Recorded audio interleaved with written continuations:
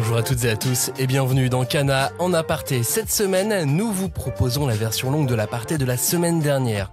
Par conséquent, dans ce podcast, le manga Silence de Johan Vornier est encore au milieu du jeu. Depuis octobre 2023 et déjà 2 volumes, ce manga surprend chaque jour toujours plus de lecteurs. On y découvre un monde fantastique plongé dans une nuit perpétuelle. Des créatures hostiles peuplent la surface, errant au hasard des bruits. Si bien que les humains vivent dans des cités souterraines, loin du danger, loin des prédateurs. Mais pour que tout se passe bien, il y a une condition, il ne faut évidemment jamais faire le moindre bruit. Une vie somme toute normale pour l'âme qui, malencontreusement, va rompre ce silence et faire une découverte cruciale. Silence, c'est un manga d'aventure, d'action, c'est une quête passionnante aux accents français. Et pour en parler, je vous propose de passer les 10 prochaines minutes avec son auteur, Johan Vornier. Il est avec nous, tout comme Antonin Lacombe. Salut Antonin. Bonjour Maxime.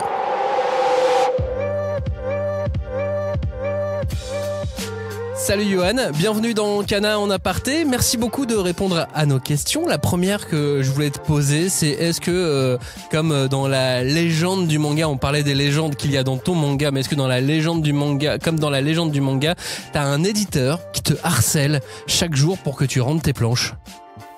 Non, ça va là-dessus. Je suis plutôt tranquille. Je rends les planches à temps, donc on n'a pas besoin de me harceler pour que je rende les planches, ça va. Bon, après, un peu plus prosaïquement, quand tu as monté ton projet de manga et autres, comment est-ce que dans ta tête tu t'es un peu positionné par rapport à la création de manga en France et pour avoir un petit peu réussir à sortir du lot et à proposer un dossier intéressant aux éditeurs? En gros, j'ai pas mal étudié ce qui se faisait. J'ai vraiment pris ça comme un sujet à étudier, à décortiquer, savoir ce qui se faisait, ce qui marchait, pourquoi tel ou tel truc marchait pas, pourquoi parce que moi j'avais fait une série avant, où je m'étais dit pourquoi j'avais pas trouvé beaucoup d'éditeurs intéressés, donc j'ai vraiment essayé de voir les éléments qui constituaient une série qui pouvait survivre en France, et j'ai essayé de faire cohabiter ça avec ce que j'aimais. Et notamment le folklore français, ça a été un élément assez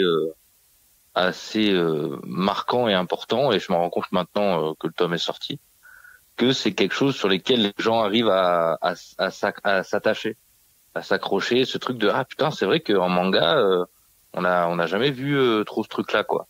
Le fait que ce soit folklore français, ça rajoute un petit truc en plus. Mais par conséquent, t'as fait beaucoup de recherches, t'as beaucoup travaillé sur les mythes et légendes de France, de nos régions, de nos terroirs, où t'es vraiment allé d'abord sur les bases, sur ce qui était le plus connu, la bête du Gévaudan, par exemple. Non, j'ai essayé de lire pas mal de bouquins. Il y a notamment un bouquin de Paul Sébillot qui est genre il a fait le tour de la France dans les années 1800 et quelques. Il a tout noté sur le folklore, etc. Donc c'est un sacré pavé et il y a pas mal d'infos dedans. Après, dire que j'ai fait beaucoup de recherches, je suis pas devenu un spécialiste, mais j'ai essayé de chercher des trucs que je connaissais pas, parce que c'est quelque chose, je suis pas familier avec ça. Donc j'ai essayé de pas mal me documenter, mais il reste encore plein de trucs à découvrir de mon côté. Tu t'es rapproché un petit peu d'une démarche de Shigeru Mizuki dans les années 50, quand les yokai étaient complètement passés de mode au Japon et autres, il s'est replongé dedans et a remis ça un petit peu au goût du jour, quoi.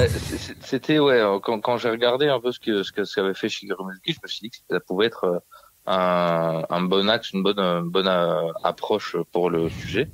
Mais la différence, c'est que Shigeru Mizuki, lui, il avait une grand-mère qui lui racontait ses histoires, donc il a un peu baigné là-dedans, quoi. Alors que moi, à part la Dame Blanche de temps en temps, ou à part ça, moi, il y avait pas non plus trop. Enfin, j'ai pas baigné dans une culture avec des histoires sur des créatures ou des croyances folles. Mais en faisant ces recherches, je me suis rendu compte que il y avait plein de croyances que je voyais, je savais pas que ça venait d'histoires de folklore et tout. Par exemple, l'idée de pas rester dans un encadrement de porte. Moi, j'avais ma grand-mère qui me disait toujours, soit tu rentres, soit tu sors, mais tu restes pas dans un encadrement de porte. Et j'ai appris dans ces recherches que c'est parce que il y avait, alors je sais pas si c'est le diable ou des créatures qui pouvaient se loger dans les encadrements de porte. Et donc, si on était là, on pouvait se faire avoir par ces créatures-là. Donc je me suis rendu compte qu'on avait un peu certaines croyances qui étaient restées, mais on savait plus d'où ça venait. Et, c'est assez marrant.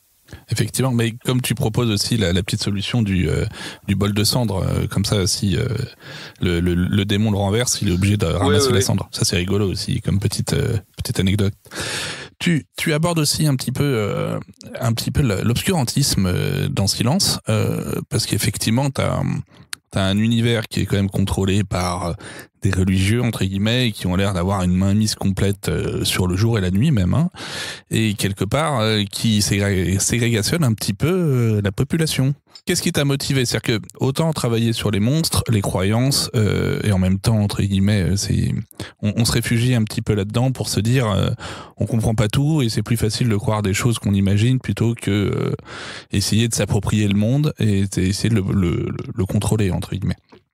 Et l'idée, c'était en même temps, ça permet peut-être à tes personnages à ce moment-là d'évoluer et d'aller vers un peu plus d'autonomie. En fait, par rapport à ce truc-là, c'était vraiment, il y a un léger sous-texte dans Silence, c'est la manière dont on va raconter les histoires aux autres et comment comment ils vont prendre l'expérience de ce qu'on leur raconte. Les enfants, par exemple, le monde qui les entoure, ça les effraie pas tant que ça parce que l'âme, depuis le début, il est là à essayer de leur raconter des histoires qui leur fait voir un peu le monde en leur expliquant la situation. Donc concrètement, ils savent qu'il y a un danger, mais sans pour autant les effrayer. Et il y avait besoin du coup de contrebalancer avec un endroit où, justement, avec ces religieux, etc., il y a ce truc on va raconter, eux, ils racontent une histoire pour que les gens aient peur de tout ça, quoi. Donc c'était vraiment pour mettre une opposition de comment... juste avec ce qu'on raconte, il y a deux visions du monde qui finissent par s'opposer. Et dans la suite, qu'est-ce que tu nous prépares? Alors c'est déjà écrit, c'est déjà rendu, c'est même déjà probablement imprimé, mais qu'est-ce qui nous attend dans le tome 3? Alors dans le tome 3, à la fin du tome 2, on a eu la communauté de l'âme qui s'est splittée en deux, dans le sens où l'âme, il est plus avec eux. L'une qui les accompagnait, elle est plus avec eux non plus. Donc on va avoir tout le reste de la communauté de l'âme qui va arriver à Hautfort. Donc on va être confronté un peu à cette vie-là qu'il y a dans cette ville qui, elle, peut avoir le soleil. Et du coup on va suivre l'âme qui du coup est accompagnée de Merle, donc un des moines qui vient de cet endroit-là. Et voilà, on va suivre un peu ces deux groupes entre guillemets, donc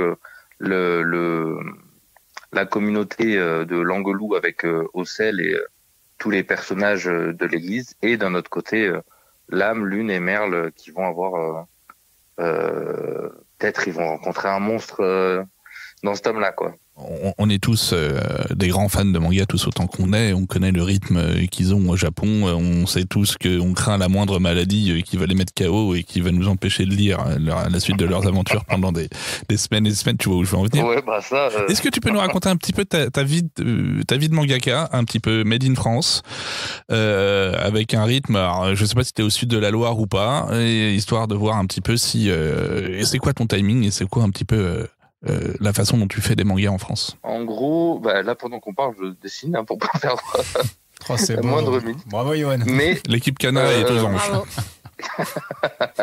Mais en gros, c'est très simple, hein, le rythme de, je pense, tous les auteurs de manga en France, c'est on se lève et puis on bosse jusqu'à ce qu'on dorme.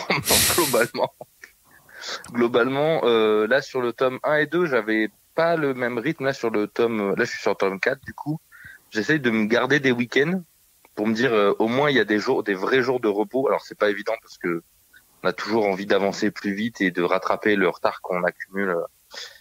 Mais j'essaye de me garder des week-ends. On a réduit aussi le nombre de dédicaces parce que avant, enfin sur le tome 1, j'avais dit OK, on ouvre les vannes et c'était tous les week-ends. Donc je me suis rendu compte que OK, c'était pas possible.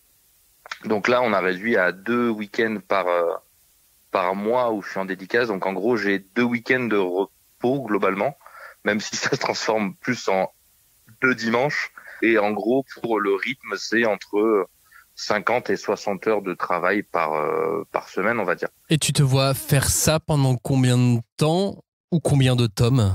Alors le nombre de tomes, c'est compliqué à dire.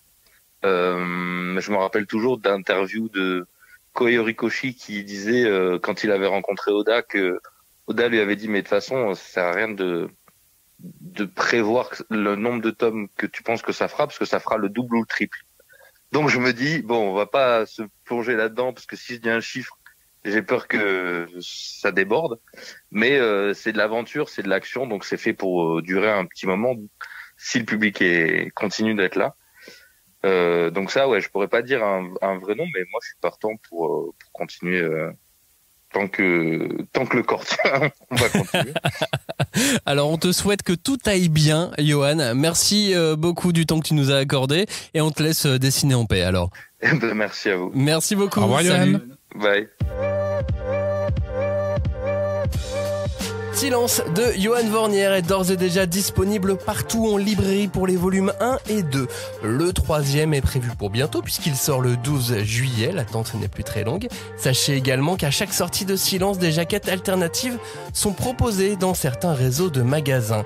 Sachez également que Yohan est régulièrement en dédicace, en salon, en festival et que ce genre de rencontres, c'est souvent très sympa.